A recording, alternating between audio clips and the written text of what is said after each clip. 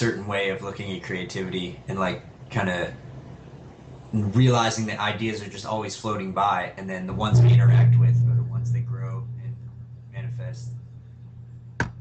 Hmm. Hmm. Do you do you feel like your music, um, I don't know how to say this, like if you were able to tour and do like if it was able to get to a more of a mainstream um, kind of feel or outreach, if you will, do you think that it would be able to help evolve music? Wow. Just more of, not meaning like just your music, but your approach. How about that? How about that? Uh, you know, um, without I've always looked at my music as having this like obscurity about it to where it's not for everyone. Hmm. But thankfully, what I've been finding out is the more authentic I can try to make it, and like the more vulnerable I can be with it, and just being honest and not trying to say like too much, just kind of trying to capture like what I am in that Hmm. moment. No matter how obscure it sounds or how, out there it is or how harsh it is or heavy, like it really is accessible to people, because I think people want their minds blown. Like they want a new perspective. Like you don't want to talk to someone that tells you the same thing that you've heard a lot of times. So Hmm. so say not everyone wants to listen to just like music that sounds like other music. So not that my music doesn't sound like anything else. It's just that it doesn't always feel like something else. Maybe it feels like something from another, galaxy. I don't know.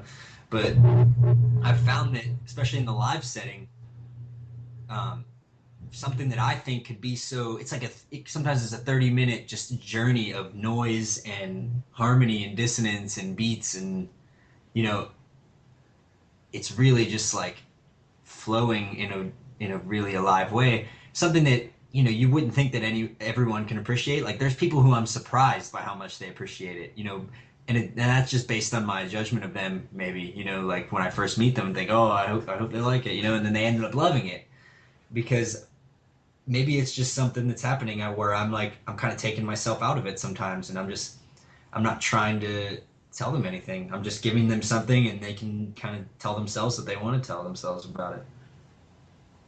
Really cool. Really cool.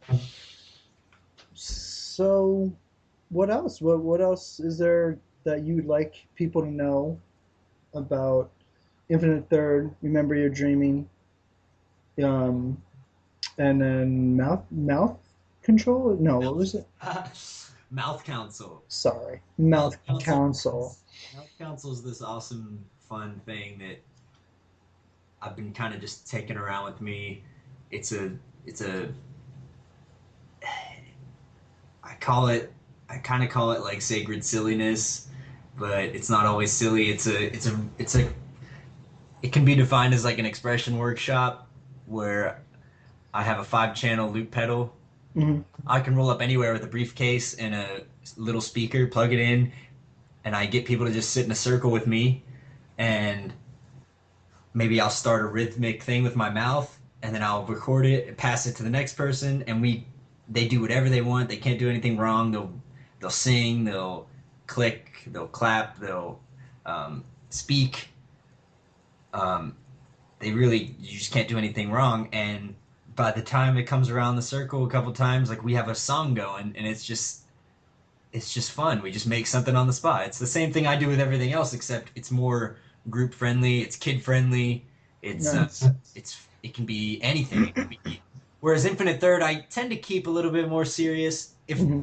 most of the playfulness of Infinite Third is in the just like the nonsense, Hmm. but with Mouth Council, it can really get like silly. Like it can be straight up comedy sometimes, and that's perfectly fine because it kind of lends itself to that. So it's something that there's a website mouthcouncil.com, and you can listen to recordings and you can kind of book us for an event. I mean, I'm really just like I'm looking to bring this to festivals. I've already brought it to festivals like as a supplement to the Infinite Third set that I do. I'll just set up Mouth Council a few times and we'll just have a blast. It kind of falls into like hip hop. It's really like where I get to get a little bit more just fun and groovy, and I don't know. I enjoy it because I get to make the song on the spot, and sometimes I don't even contribute to the recording because the people are so amazing. They'll sing and add things that are just amazing, and I just get to like make a song on the spot with people, and try to record it when we can, and the response to it has been overwhelmingly just like supportive. Like people just really love how free it is and how open it is to anything happening. That's exactly what I was going to say. It must feel really freeing for these people who At the end of don't it, have that opportunity to just act randomly weird. by the end of it, we're all screaming and like laughing, and it's something that it's really just a release. It's really primal sometimes. It definitely sounds primal, but it sounds really really cool actually. I like Yeah, that but idea. mouthcouncil.com. I'm looking now to kind of do a one-two punch of some festivals next year of Infinite Third and Mouth Council, and I have a few in mind, but I'm not really confirmed for many next year. Um, but yeah, I really want to take Mouth Council to Europe and tour Europe and go to people's houses and just really make it this intimate thing and kind of capture it as we go along. That would be pretty wild. And did you ever think about doing like kind of not I wouldn't say Skype, but like group recordings of people who I don't know use YouTube and stuff like that, but like live, you know? Kind of. There is a Mouth Council album that will be coming out, and my idea for it is we're just going to collect samples from everyone that has ever done it and produce an album just from those sounds, and kind of make it a different experience than the live Mouth Council. Because I have a lot of live recordings where you hear the laughter of the room and you kind of hear the space, but I want this to be like a produced effort of like just it's like a long form version of Mouth Council to where we do it over time. People send us different noises and different things, and hopefully make it into some kind of interactive album where people can kind of mix it themselves. I would give it another 6 months to a year before that's even a reality, but everything kind of happens in its time. Well, that's true. And Yeah. do you feel it's helping people too? Like, do you feel like it could be a therapy? Yeah, I do. I do. I try not to pat myself on the back too much, but there is a definite like I've seen really shy people, kind of loosen up in this environment and just really get something out of it to where they kind of made a step forward of like being themselves publicly, in that moment. I don't know if it saved them from their anxiety or their social anxiety or whatever, but I know that I've seen people just come out of their shell because it's such an inviting environment. And when you see someone who is shy come out, like then that person inspires someone else to like do something out there that's just unique to them. So I do feel it helps people like that. So I do call it an expression workshop. I try not to define it too much in the moment. People just kind of can tell what it is when you do it. I love just setting it up and not really saying much. Like, hey, you can't do anything wrong. Let's just make a song, Mhm. and it takes pressure off of it. So it's somewhere in the middle. It's a workshop, and it's also just this random performance art interaction. Very cool. Hmm. It's you have a lot of different things that Well, you those are the three things right now that I focus on. Infinite Third is always ongoing. Remember Your Dreaming is this umbrella label collective that I'm really proud of where it's going, and there's a lot of people who believe in it, and I've actually built a team now, and it will kind of house a lot of these collaborations and be a platform for them. So, rememberyourdreaming.com is up and running. It's just a little place right now, and there's a YouTube channel. And yeah, those are the three things: Infinite Third, Remember You Were Dreaming, and Mouth Council. They're kind of my babies right now. that's a lot. Hmm. Hey, it's three things. There you Yeah. go. Wow. Yeah. Did you must have already knew that, right? I mean, you must have figured Yes, that I out. mean, it's the trinity of what I'm doing, I could say, I guess. So, That's pretty cool yeah. though. I like that. So Yeah, so it's exciting time, you know? definitely sounds exciting. Definitely. Um, well, I think we'll probably have to cut it in Awesome. a few minutes. But is there anything, words of advice, inspiration, books, movies, I don't know, anything that comes to mind there, like, hey, you know what? This is going to get you to think outside the box at least for a day. Yeah. Hmm. Well, I'm pretty immersed in my own world at this particular moment, but one thing I will say is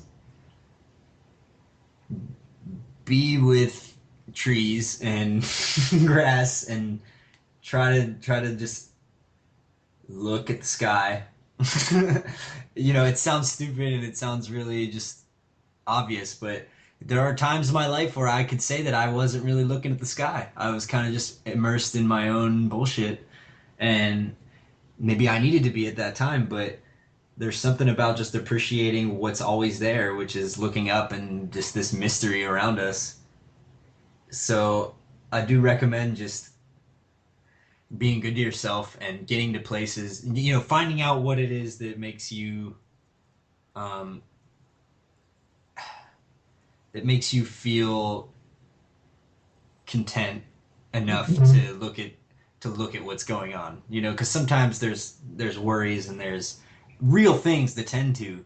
Hmm. But a lot of times I've found that I indulge in those things, and maybe more than is healthy for me. And it comes down to, like, how much do I want to take care of myself, I think. And I'm just always relearning better ways to take care of myself. And one way I've found for me is, like, helping others. So, like, all these bands that I'm working with, they're my friends, but I really am passionate about what they do. They're beautiful people, and they're beautiful just creators. And I've I've had some kind of, you know impulse to learn how to help them, and it's something I want to give to them and give to others. So, it's good for me and it's good for them because I get the joy of giving. Like, the joy of giving is, like, what's good about giving. Like, receiving is a bonus. True. When you give, that's the feeling that's amazing. A lot of times we forget that, and I forget that a lot. Like, I sometimes I want to get things back for what I give, and it, it's always nice to get things, but you have to kind of receive it humbly and respectfully. Yeah, I agree with that. It is hard sometimes when you're like do so many things and you don't want to be greedy or anything, but you're like, oh, well, it would be nice to have something back. But when Yeah. you give, there is something about it that makes you feel so good. Yeah. You're like, well, if I never get noticed for it, whatever, I don't Yeah. So care. in a way, it's like the giving is selfish in a way because the giving feels so good. So, say you do a favor for someone, like, yeah, you're doing it to help them out, but, like, deep down, I feel like you're doing it because it feels good and you get a reward out of it. So, you got to kind of be honest with that too, and because you don't really want to get pulled into the dance of, like, Hmm. keeping score of what you do for people, so they'll do something back for you. Yeah, no, you can't do that. Otherwise, you just hang it up. Yeah, Like, it's not worth it. I've been there. And I've seen people do it, and it just makes people miserable. yeah. It does. But I I think that's think, a good place to to call it. We got to generosity and and somehow got to love in the end of this. So I feel like this has been a good conversation, man. fantastic. Thank you so much. Do you want to name drop any of those bands you were talking about? Yeah, I mean, June, Jun, juneonline.us. You can check out her music. We have some videos together, and she's someone who's been very supportive to the cause, and she's a good friend. Um, Ophelia is another friend of mine, a band that is really doing amazing things. But I would say, um, man, just kind of, like, get connected with Remember You're Dreaming and